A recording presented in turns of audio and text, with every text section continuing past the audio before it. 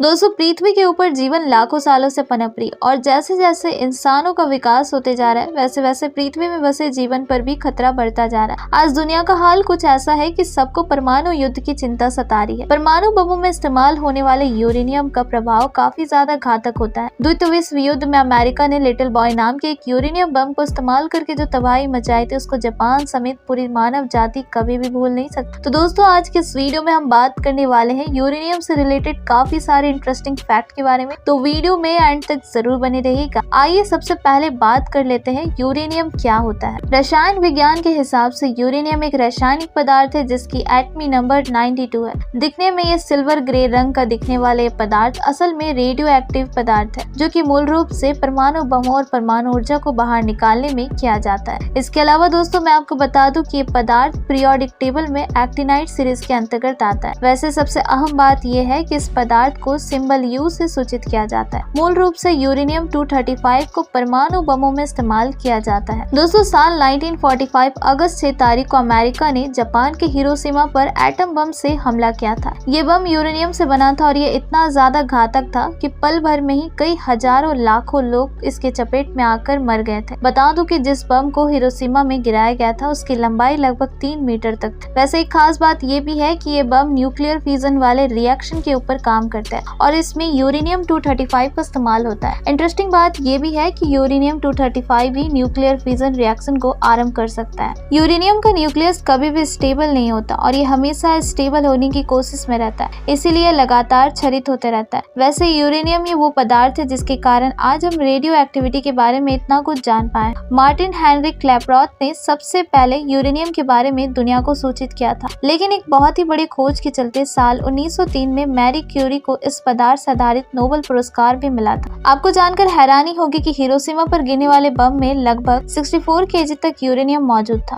लेकिन साइंटिस्टों के अनुसार बम में मौजूद कुल यूरेनियम के मात्र 1.38% हिस्सा वाले यूरेनियम ने ही न्यूक्लियस फ्यूजन में भाग लेकर हिरोशिमा में तबाही मचा दी। सोचिए अगर बम का 100% यूरेनियम ब्लास्ट हुआ होता तो हिरोशिमा की बर्बादी कितनी गंभीर हो सकती थी। अगर आप लोगों को लगता है कि हिरोशिमा पर फटने वाला बम जमीन पर गिरकर ही फटा था तब आप लोग बिल्कुल गलत है। ज्यादातर लोगों के मन में यह भावना रहती है कि हर एक बम किसी टक्कर के बाद ही फटता है, लेकिन दोस्तों मैं आप लोगों को बता दूं कि हिरोशिमा पर गिरने वाला बम जमीन से लगभग 509 मीटर की ऊंचाई पर फटा था। इतनी ऊंचाई पर फटने के बाद भी धमाका इतना ज्यादा हुआ था कि ग्राउंड जीरो से 1 मील के अंदर आने वाले सारे घर धूल में मिट गए थे। इसके अलावा ग्राउंड जीरो से लगभग 7 किलोमीटर के अंदर आने वाली कोई भी चीज भाप बनकर उड़ गई थी। दोस्तों ब्लास्ट के कारण बना फायरवॉल इतना घातक था कि इसके सामने आने वाले हर एक चीज तबाह हो गई थी। कई लोगों को जानकर हैरानी होगी कि यूरेनियम लगभग 4.5 अरब साल तक खत्म ही नहीं होता है। अरबों सालों तक ये जैव मंडल में रहकर अपनी रेडियो एक्टिविटी से पर्यावरण को काफी हानि पहुंचाता रहता है। काफी अधिक हाफ लाइफ पीरियड होने के कारण यह सबसे पहले रेडियम 226, इसके बाद रेडियम 22